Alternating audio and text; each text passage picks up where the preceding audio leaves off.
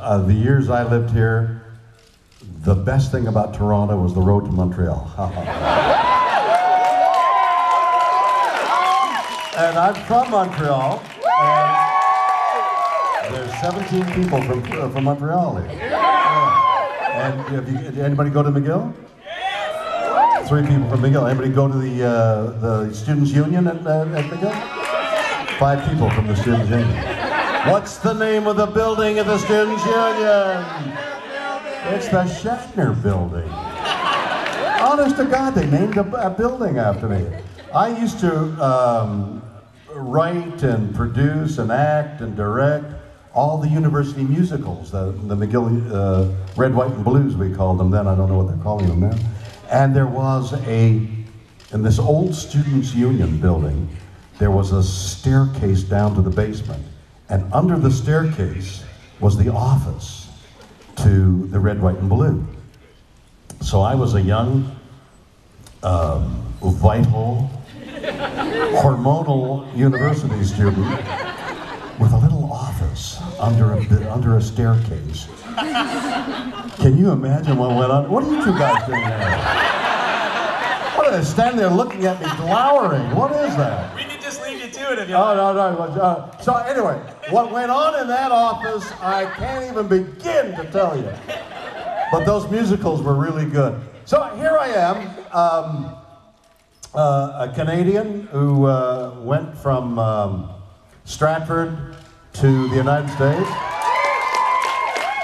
Are we applauding United States or Stratford? So I went down there and got onto some shows, and I did one show after another, and it all worked out. So here I am back again. But when I was in Los Angeles, struggling to find work, I used to think I could always come back to Toronto. Well, here I am. And I mean that seriously. All these wonderful Canadian cities it is tangibly different here than anywhere else in the world. From the moment you step off an airplane and enter Canada, it is tangibly, tactilely different than any place else. And I have such a sense of warmth coming back to Canada because Canadians are different. And so it is in Montreal with the streets that remind me of my childhood. NDG, exactly. But the thing I remember most about growing up in Montreal was the amount of snow that was there.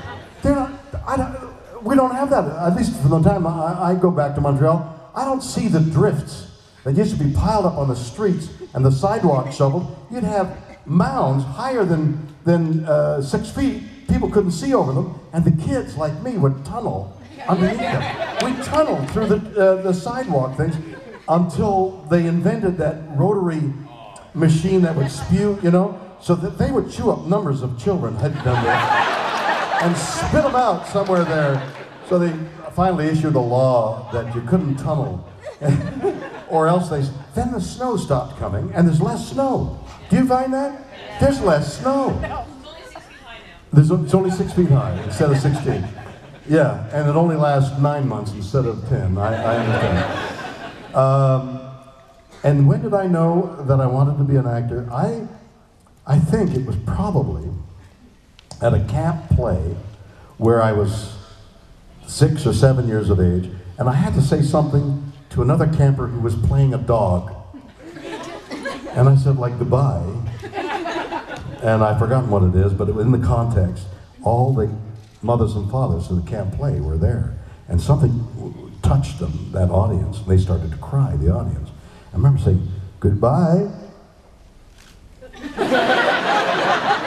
Holy cats, look at that. Look what I've done. I got power here. And then my dad would pick me up and said, here's my boy Bill. And he made them people cry. And I think I was off to the races at that moment.